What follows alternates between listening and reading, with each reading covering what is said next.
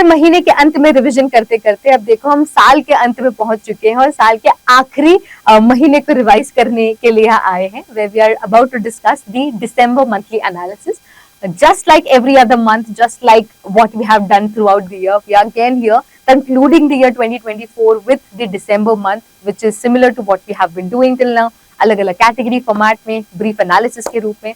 I know ये series आप सभी को बहुत ज्यादा पसंद है। Shall we continue this series in the next coming year as well, वो भी मुझे जरूर बताते जाइए, but before that watch this video completely till the end. सबसे पहली चीज है अपॉइंटमेंट्स के बारे में। कुछ नेशनल न्यूज हम पहले देखें तो chief minister of Maharashtra is now Devendra Fadnavis. Manipur high court के नए चीफ जस्टिस हैं justice D Krishna Kumar. New governor of RBI, very important appointment, Sanjay Malhotra. Justice Manmohan Singh बने नए सुप्रीम कोर्ट जज। Justice GS Sandhawalia is now the new chief justice of Himachal Pradesh. Then 5 states के 5 नए governors appoint हुए हैं by the president of India under article 155, तो वो आप एक साथ यहाँ देख सकते हैं। इंटरनेशनली देखें तो president of Asian development bank is Masato Kanda. Then the prime minister of Burkina Faso Rima Talba. President of Ghana John Mahama. Prime minister of France, important है ये, Francois Bayrou. President of Georgia Mikheil and the first female president of Namibia Netumbo. Next category है national news की, जिसमें सबसे पहले हम बात कर रहे हैं इंडिया के पहले साइन लैंग्वेज टीवी चैनल के बारे में। ये होगा चैनल 31, जो कि अंडर है the prime minister e Vidya programme, और इससे जितने भी हमारे डेफ एजुकेटर्स और स्टूडेंट्स हैं उनकी मदद हो सकती है। तो हमारा जो लर्निंग है उसे और डाइवर्सिफाई करने के लिए इसे लॉन्च किया गया है। फिर इंडिया का पहला जो हाइपरलूप टेस्ट ट्रैक है उसे कंप्लीट किया गया है। अब अगेन जो भी फर्स्ट है वो इंपॉर्टेंट होते हैं, तो मैं सभी एक साथ आपको बताते चल रही हूँ। 2012 में पहली बार एलोन मस्क ने इस कॉन्सेप्ट को डेवलप किया था, जहां पे लो प्रेशर ट्यूब्स होंगे, वैक्यूम ट्यूब्स होंगे, और क्योंकि फ्रिक्शन कम होगा इस वजह से वो अच्छी तरीके से और बहुत ही तेज तरीके से ट्रैवल कर पाएंगे, एकदम बहुत ही फास्ट ट्रैक तरीके से ट्रैवलिंग होगी। तो इसी कॉन्सेप्ट को लेके हम इंडिया में अपना पहला कॉरिडोर बनाना चाहते हैं, मुंबई टू पुणे। उसी की टेस्टिंग के तहत में ये पहला टेस्ट ट्रैक डेवलप किया गया है आईआईटी मद्रास के द्वारा, करीब 410 मीटर्स का। फिर इंडिया का पहला वेस्ट मैनेजमेंट कम ई लर्निंग सेंटर, ये गोरखपुर में है। अब ये क्या होगा कि यहाँ पे जो वेस्ट है उसे सस्टेनेबल तरीके से मैनेज किया जाएगा, और ये अपने आप में एक लर्निंग सेंटर की तरह भी काम करेगा और एक मॉडल की तरह भी कि कैसे हमें आगे बढ़ना चाहिए सस्टेनेबली। फिर इंडिया में ढेर सारे जोनल कल्चरल सेंटर्स को लॉन्च किया गया है, अनाउंस किया गया है। इससे क्या होगा कि जितने भी आपके इंडिया का रीजन है उसको अलग अलग सेंटर्स में डिवाइड किया है, उनके एक एक सेंटर भी बनाए गए, रीजन के सेंटर्स बनाए गए, जिसके तहत जितना भी हमारा कल्चरल डेवलपमेंट है, म्यूजिक है, डांस है, उन सब चीजों को बढ़ावा दिया जा सकेगा, प्रमोट किया जा सकेगा। इसे मिनिस्ट्री ऑफ कल्चर के द्वारा अनाउंस किया गया है, जिसमें टोटल 7 जोनल कल्चर्स हैं। नेक्स्ट है about the secured overnight rupee rate. हमारे बहुत बड़ा फाइनेंशियल मार्केट है जहां पे बहुत सारी चीजें ट्रेड होती है, जिनमें से डेरिवेटिव मार्केट भी होता है, जो सिक्योर्ड भी होता है, अनसिक्योर्ड भी होता है। अब तक जितनी भी ट्रेडिंग होती रही है यहाँ पे, जो भी बेंचमार्क या इंटरेस्ट रेट रहा है वो मोस्टली स्पेकुलेशन बेसिस पर रहता था, पर अब इसे ट्रेड बेस पे किया गया है। जो एक्चुअल सिक्योर ट्रांजैक्शंस होंगे ओवरनाइट रेपो रेट मार्केट के बेसिस पे, उसके बेसिस पे इसे सेट किया जाएगा।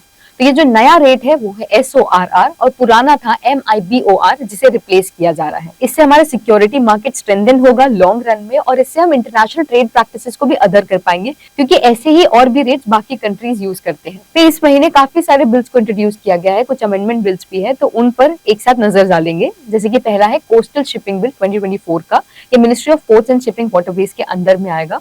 इससे जितने भी अनलाइसेंस्ड कोस्टल ट्रेड है उसे बैन किया जा रहा है, फॉरेन वेसल्स के द्वारा किया जाने वाला। इससे क्या होगा कि जितने भी हमारे इंडियन सी फेयरर्स हैं उनको जॉब अपॉर्चुनिटीज मिलेगी, और हमारा खुद का शिप बिल्डिंग सेक्टर जो है वो और स्ट्रेंथन होगा। फिर ऑयल फील्ड अमेंडमेंट बिल है, तो ये 1948 का जो एक्ट है उसमें अमेंडमेंट लाने के लिए किया गया है, जिससे ओवरऑल हम इंपोर्ट्स पर अपनी डिपेंडेंसी कम करना चाहते हैं, अपना खुद का ऑयल एंड गैस प्रोडक्शन को बूस्ट करना चाहते हैं, इन्वेस्टमेंट लाना चाहते हैं और टेक्नोलॉजी इंटीग्रेट करना चाहते हैं। फिर 1923 के बॉयलर्स एक्ट को रिप्लेस किया जा रहा है बाय द बॉयलर्स बिल 2024। इससे हम इजियर बिजनेस कर पाएंगे, वर्कर सेफ्टी इंट्रोड्यूस कर पाएंगे, अकाउंटेबिलिटी ला पाएंगे और प्रोसेसेस को स्ट्रीमलाइन कर पाएंगे। फिर भारतीय वायुयान विधेयक, नाम से हमें समझ में आ रहा है वायुयान यानी एयरप्लेन इंडस्ट्री रिलेटेड, इसलिए मिनिस्ट्री ऑफ सिविल एविएशन के अंडर में आता है, जिससे 90 ईयर ओल्ड हमारा जो एयरक्राफ्ट एक्ट है 1934 का, उसे रिप्लेस कर रहे हैं। तो जितने भी हमारे एविएशन रेगुलेशंस हैं, इंटरनेशनल स्टैंडर्ड्स हैं, उन पर यहाँ पर चेंजेस लाए गए हैं, रिडंडेंसी को हटाया गया है और ज्यादा मॉडर्नाइज किया गया है। Then about the railways amendment bill, जिससे हमारा रेलवे बोर्ड एक्ट 1905 का, रेलवेज एक्ट 1989 का, इसे मर्ज किया जा रहा है। मेजर फोकस यहाँ डिसेंट्रलाइजेशन का है, जिससे फास्टर डिसीजन मेकिंग हो सके। फिर मर्चेंट शिपिंग बिल भी इंट्रोड्यूस किया गया है, जो रिपील करेगा 1958 के मर्चेंट शिपिंग एक्ट को। तो जितने भी हमारे लॉज है इससे रिलेटेड, उसको कंसोलिडेट करेंगे, अमेंड करेंगे, कंप्लायंस लाएंगे, नेशनल शिपिंग बोर्ड बनाएंगे एंड सेंट्रल गवर्नमेंट एक डायरेक्टर जनरल भी अपॉइंट करेंगे मैरीटाइम एडमिनिस्ट्रेशन के लिए। और भी काफी चेंजेस हैं जो यहाँ पर मेंशन है। देन है about disaster management amendment bill. ये अमेंडमेंट लाएगा to the disaster management act of 2005। तो जितना हमारा डिजास्टर का मैनेजमेंट है उसे बेहतर करना है, तो जितनी रिस्पॉन्सिबिलिटीज कुछ अथॉरिटीज और कमिटीज को दी गई थी वो अब एनडीएमए और एसडीएमए को दी जाएगी। अब स्टेट्स अपने अर्बन डिजास्टर मैनेजमेंट अथॉरिटी बना पाएंगे और डिजास्टर डेटाबेसेस भी बनाएंगे नेशनल स्टेट लेवल्स पे, जो आगे जाके काफी काम आने वाले हैं। तो एक बहुत ही बढ़िया न्यूज है रिगार्डिंग आदित्य L1 और प्रोबा 3 के यूनाइटेड कोलैबोरेटिव सोलर रिसर्च के बारे में। आदित्य L1 इसरो का है and PROBA 3 European space agency का। तो इनके कोलैबोरेटिव एफर्ट की ये न्यूज है, इसलिए आपको इन दोनों जो भी स्पेस मिशन है के बारे में पता होना चाहिए।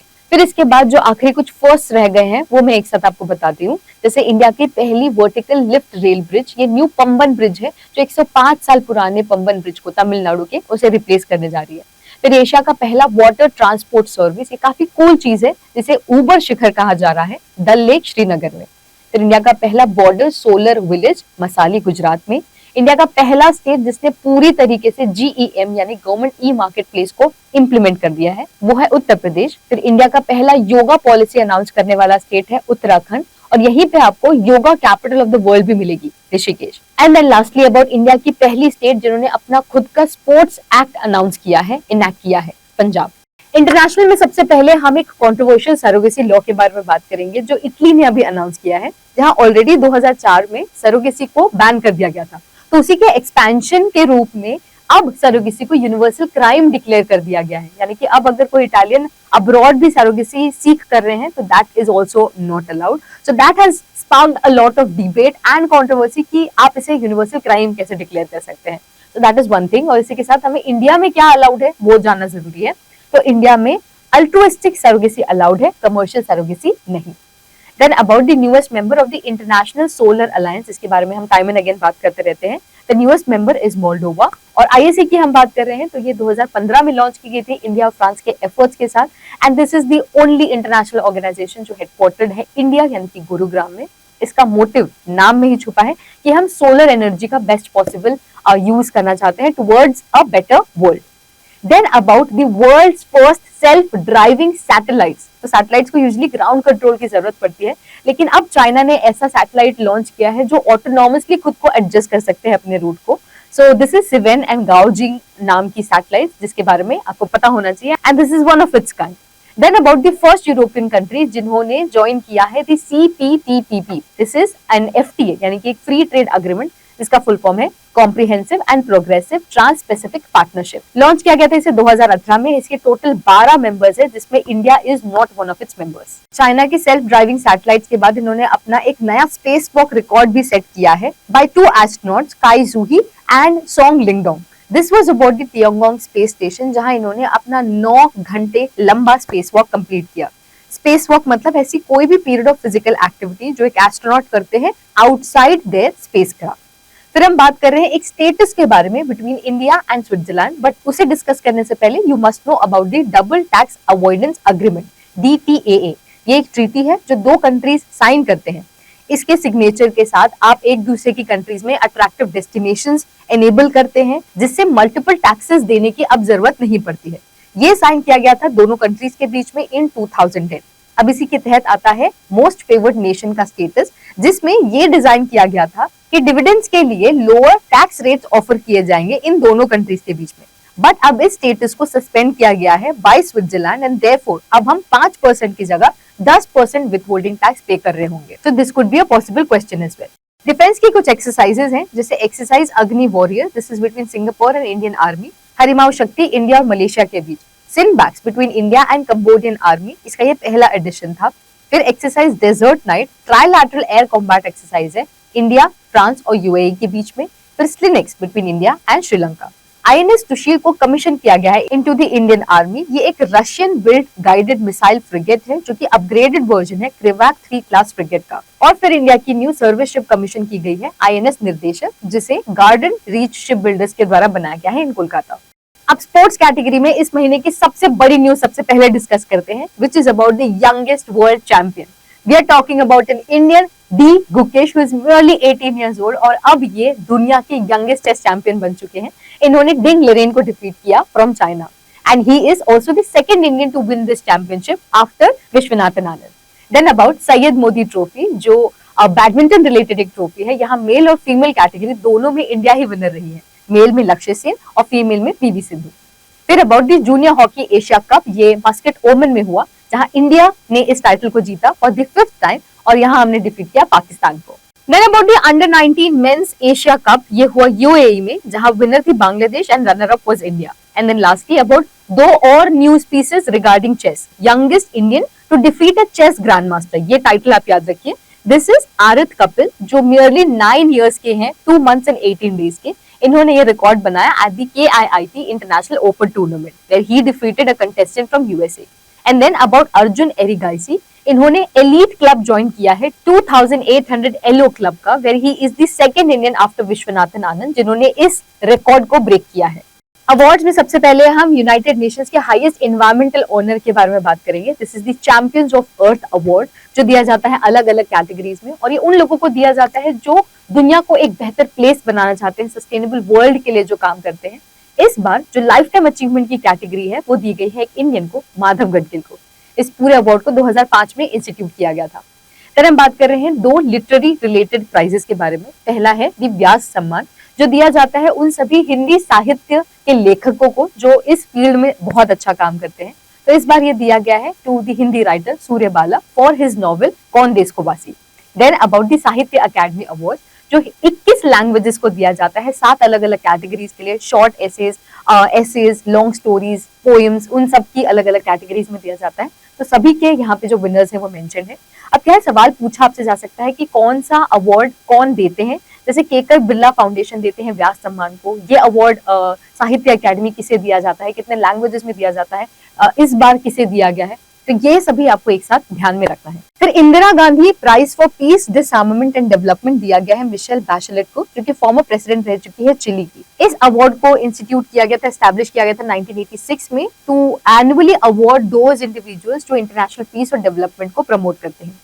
फिर अवार्ड फॉर हेरिटेज रेस्टोरेशन दिया जाता है ये अवार्ड बाय यूनेस्को, और इस बार ये दिया गया है तमिलनाडु की एक टेम्पल अभात सहायेश्वरर टेम्पल को। इस टेम्पल को चोला किंग्स के द्वारा कंस्ट्रक्ट किया गया था। And then about the Times person of the year, ये दिया गया है डोनाल्ड ट्रंप को by Times magazine. And then lastly about the Miss India USA 2024 की winner, this is Caitlin Sandra new.